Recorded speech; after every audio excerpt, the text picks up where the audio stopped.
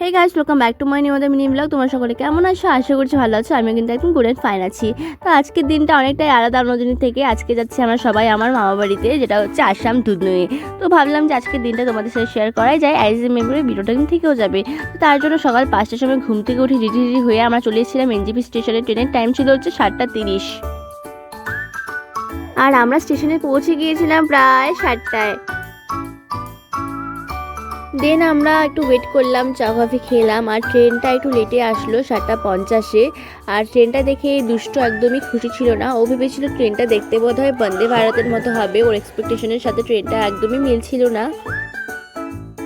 ট্রেনে উঠে মা ওরা নিজের নিজের সিটে বসে পড়লো, আর আমি আর অর্পিতা চলে এসেছিলাম ট্রেনের দরজার সামনে দাঁড়াতে। অ্যাকচুয়ালি ট্রেনে ট্রাভেল করার সময় এটাই আমার ফেভারিট পার্ট, যে দরজার সামনে দাঁড়িয়ে কানে এয়ারবাডস লাগিয়ে বাইরের নজারা দেখতে তো আমার খুব ভালো লাগে। আরেকটা জিনিস ভালো লাগে, সেটা হচ্ছে এই যে ঝগড়াঝাটি দেখা। তো ওটাই করছিলাম আর কি, তা আবার খালি হাতে না। ছোলা বুট খেতে খেতে আমি আর মা এই যে ভদ্রলোকের সাথে সবাই ঝগড়াঝাটি করছিল, ওটাই দেখছিলাম। তারপরে একটা স্টেশনে ট্রেনটা থামলে ওখানে নেমে আমি একটু পাকামি করলাম। তারপরে একটু পুরি সবজি খেয়ে নিলাম, যেটাকে ট্রেনে থেকে রেখেছিলাম। পুরিগুলো একদম কাগজের মতো ছিল, একদমই মোটেও ভালো ছিল না। তাও খেলাম, খুব খিদে পেয়েছিল। তারপরে প্রায় 5 ঘন্টা ট্রেনে থাকার পরে আমরা ট্রেন থেকে নামলাম হচ্ছে বঙ্গাইগাঁও। ওখান থেকে আমরা যাব গোয়ালপাড়া। তো এবার উঠবো আমরা হচ্ছে টোটোতে উঠেই কিন্তু শরীরটা ভীষণ খারাপ হয়ে গেল। দুষ্টুকে দেখে তো বুঝতেই পারছো, ভীষণ টায়ার্ড। আর এই দেখো, আমরা কিন্তু আসামে ঢুকে গেছি, ঠিক আছে?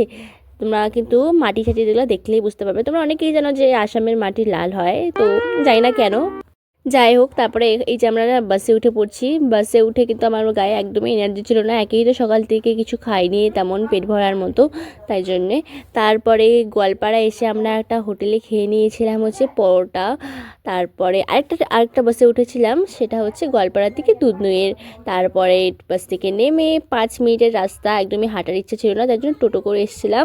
তারপরে আমরা পৌঁছে গিয়েছিলাম বাড়িতে। Thanks for watching guys, by.